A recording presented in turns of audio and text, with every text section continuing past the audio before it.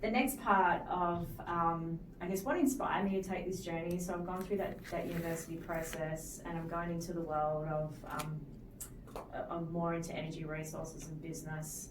And I've always been curious about sustainability anyway, because one of the things of working in energy and resources, and especially in the roles that I was at, it's an industry that's always had to have a lot of accountability, cutting edge of technology at all times. It also is very much about risk. You have to really understand risk and what that means to everybody around you and the environment, as well as your communities and areas you operate in. So all those elements always existed, and that's how I started to become really interested in sustainability and really understanding it from a different point of view. And then from another university perspective, how it brought me to the next part of my journey was part of my master's, sustainability was part of it, and the topics that I was talking about, what led to one of the methodologies that I created through my business, I was invited to as part of my PhD back in the UK. And at the time I just went, you know what, I've been working full-time, studying part-time for almost 10 years now. I want to turn this into a business project. So that's what actually launched my business. What allowed me to work with customers in Asia Pacific on that regional scale, and it allowed me to do work both in transformation but also explore sustainability further in this front.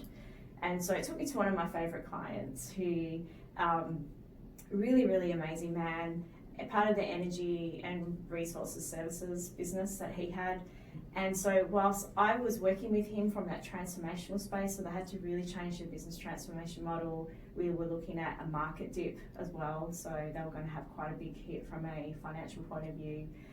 It was all about how do we, I should take a step back, that was kind of identified a good 18 months before the market did the shift. So it was saying, how do we look at this business model from a different point of view? How do we get more productivity and efficiency? How do we look at this from a more sustainable point of view? So it's been able to infuse the best of transformation as well as sustainability through that process, and work through that in partnership with the customer and the leadership team and their operations to make that possible. So in that process, I learned everything about running a $500 million business as well. Wow. And this is stuff you can't put on your CV. And as a result of that, so going through that process, being able to apply that in a live transformational situation, really being able to understand what this means from a sustainable point of view as well, a productivity and efficiency point of view, that's actually what's led me on so much of this journey. Or that was almost like the what came full circle, and it was also through his advice and his mentoring is what actually got me here to Singapore. Well, it's really the stuff that matters. You just said you don't put on your CV. Sometimes you can't articulate those experiences, but they have huge, powerful impacts in the journey that you take and the decisions that you make in your career. Yeah, absolutely. So I've just always been lucky. What I will always say is, this has been a journey and it's involved a lot of hard work, but it's always involved working with other people. It's always been, I've been really so lucky to have the kind of mentors that have willingly engaged with me and willingly said, hey, let's look at this from a different point of view, and how do we help you while you're also helping us. So that's been a really big part of the journey too. Is there anything that you would have done differently looking back at the points of your career? In all honesty, there was definitely nothing easy about it in the journey that I went on, but I would not change any of it because all of it led me to where I am today. It helped shape my career the way it shaped. And, and I think about the process of how I didn't go to university straight away. I then got coaching and mentoring. I did go to university while working full time, which sacrificed my whole 20s social life, to be really honest with you. You didn't miss much. Didn't miss it. Yeah, that's what everyone tells me. Yeah. Then went on to launch my business. I've lived overseas in London. I would not have been on any, it's been such a diverse journey that's taught me so much. It's taught me a lot about business decision making, what kind of impacts people go through, what it means from a tactical operational point of view. So it's just taught me so much. No, I would never change any of it for the world. That's awesome to hear. What you mentioned is it's been tough. Were the points of real hardship in your life that you believe has really transformed your mindset, your approach to life in general? Yeah, I mean, unfortunately, I did go through a very personal experience when I was 12. My father passed away, and you know, it's a really pivotal life point. It's tough. A really tough point. Having said that as well, it's one of those other things that you don't wish it for anyone, and you don't want anyone to go through it, but it's also instrumental in shaping who I am and the way that I see the world. And from that, going through that alone, it's taught me a lot around how to stay grounded and really make good decisions and be able to step forward when you are going through a hard time or when you do have a lot of chaos that's going around you. Because I think the reality is we're humans, we're all going to go through these hard points at some stage of life. But then equally, it taught me a lot about, you know, compassion and empathy and being kind, because none of us actually know what anyone is ever going through at any one stage and point. So it's taught me a lot about that. So you can be really grounded and very logical, but then also there's an emotional side to that too. And it's also about, it's okay to be vulnerable. It's really okay. And these are just lessons that you learn along the way. So, you know, I think it's one of the really interesting things being in business very young. You're always taught to try to keep them separate, but bringing them together is actually what makes you who you are and part of how you overcome your challenges. And I think one of the things that, you know, that is really defining when you go through something like that so young is everything's solvable.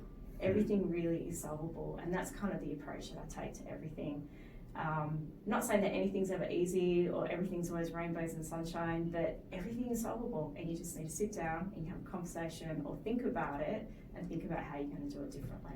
You're equipped with the tools, knowing, okay, well, this has happened and this is what I need to do. Yeah, exactly. Maybe not something you want to learn, or not something that I would wish for anyone else to go through, but it certainly has equipped me with some amazing tools and amazing ability to be able to take the next step forward needed. Well, the proof is in the pudding. We've clearly, you know, heard from all the remarkable things you've achieved so far in your career. If you think about what people need to do now to become part of this, we can call it the new energy economy, energy transition, sustainability drive. There's a lot of people right now who want to be part of this, and rightly so. I think a lot of people should be part of this, but they struggle to really bridge that gap. They feel too far away from the industry they've been in, from perhaps a career that's so far away from what they see in sustainability. But how can people genuinely become part of this transition? What do you think, from your own opinion, doing this at a very early age? What can people do? Yeah, I think, you know, it's really interesting because it's come up a lot lately where a lot of people in my day-to-day life say, oh, but I don't have a background in this, I don't understand it. And I say, you know what, it's okay. Like, and I give them an example of even coming to Microsoft myself. It's my first time in a pure technology background or a technology company, but it hasn't, my background in transformation is actually adding so much value in that environment. And I give them lots of examples around that. And just being able to say, hey, really think about what is your drive and your passion from an individual point of view. Find your tribe, find the people you can connect with. And the reality for sustainability, it's find your tribe. Find your tribe. And it's such a big, broad topic. I mean, that's the reality of it, that not one person can hold all the knowledge and all the capability and I guess the whole skill set that's required to solve the sustainability challenge that we have in front of us. So that's the first one. Find your tribe, really engage where it makes sense for you, and really find your passion in it, because that's what's going to drive the next steps that you take as an individual. Then that leads to the next part, which is the corporate point of view. And when it comes to what companies can be doing, again, it's all about opening that dialogue, setting the accountability that makes sense for your industry.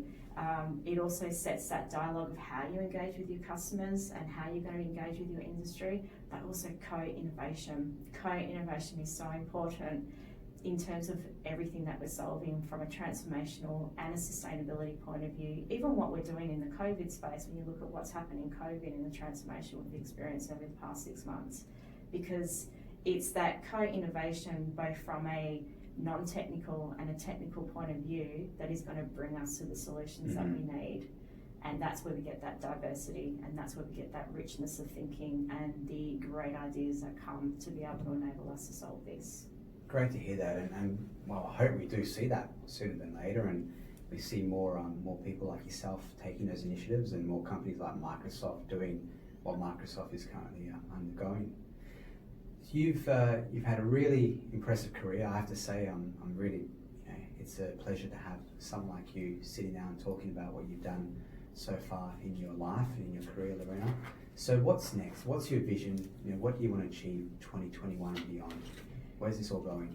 I think what the ultimate vision is for me, what the dream would be, is that from a sustainability point of view, it's part of everyone's role.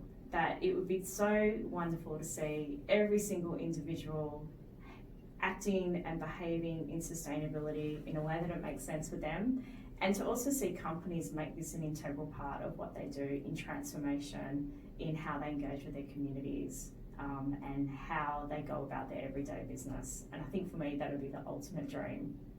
I like it. Well, I'll certainly do my part, and you've inspired me to do a little bit more than we're currently doing. Lorena, thank you so much for your time this morning. Thank you. It's been a real pleasure again to have you on board, and we wish you all the best with the role at Microsoft. No doubt you'll achieve some amazing things, and all the best with the years to come, and we'll stay in touch. Thank you. Thanks so much for having me. This has been a lot of fun. Great, you're welcome.